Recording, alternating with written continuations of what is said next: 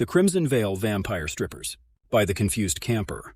It was a chilly Friday night when the neon lights of the Crimson Veil Club flickered on, casting eerie crimson shadows across the alleyway. The club, known for its provocative theme and wild performances, had just opened its doors to a fresh batch of thrill-seekers. But what most people didn't know was that the Crimson Veil was more than just an ordinary strip club. It was a den for creatures of the night. Inside, the atmosphere was thick with the scent of perfume, sweat, and anticipation. The bass from the speakers thrummed deep in your chest as scantily clad dancers twirled around the poles. The audience, mostly men, were already glued to the stage, mesmerized by the sight of the performers, each one with their own hypnotic movements, their bodies gliding as if they were born to dance. But the true allure wasn't in their grace or beauty. It was in their eyes. They weren't human. As the night wore on, the club's patrons began to notice a strange, almost unsettling shift in the air. The dancers' movements seemed faster, more predatory, as they circled the poles like wild, feral creatures. They smiled wider, their teeth gleaming, but not in the way a woman might flash a flirtatious grin.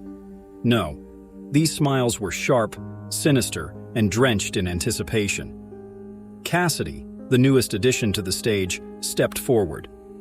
Her long black hair cascaded down her back as she shed her outfit piece by piece, each removal slow and deliberate, drawing every eye in the room. She was stunning, her body a perfect blend of curves and grace. But as she spun around the pole, her gaze locked with a man at the front of the stage. His eyes widened in both awe and fear, his lips parting slightly. She approached him, her heels clicking against the wooden stage like the sound of a ticking clock.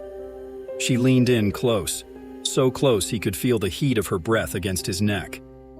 He felt his pulse race, but it wasn't from excitement.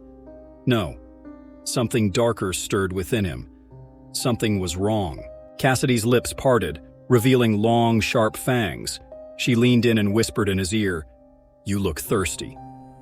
Do you want a drink?" Her voice was smooth, seductive, almost intoxicating. Before he could react, the other dancers gathered around him. Their eyes were all the same, glowing red, predatory, unnatural. The crowd around them cheered, oblivious to what was really happening. Then, like a switch, the music stopped.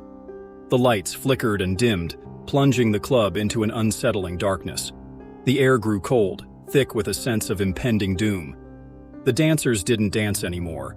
They stalked. Cassidy, her fangs bared, sank them into the man's neck with swift precision. He gasped, his body going limp as she drank deeply. His blood filled her mouth, rich and warm, and her eyes rolled back in pleasure. The other dancers followed suit, attacking their patrons with the same ruthless hunger, feeding on the crowd like a pack of wolves. The music started again, but this time, it was a slow, haunting melody that echoed throughout the club, the rhythm matching the pulse of the blood being drained. The few who were lucky enough to escape fled into the night, but the vampire strippers remained, their hunger insatiable. Their pale skin shimmered under the dim lights, their eyes glowing brighter with every drop of blood they consumed. And when the night was over, when the last scream had faded and the final drop of blood had been spilled, the Crimson Veil was once again silent, waiting for the next unsuspecting soul to step through its doors. For the vampires of the Crimson Veil didn't just dance for money.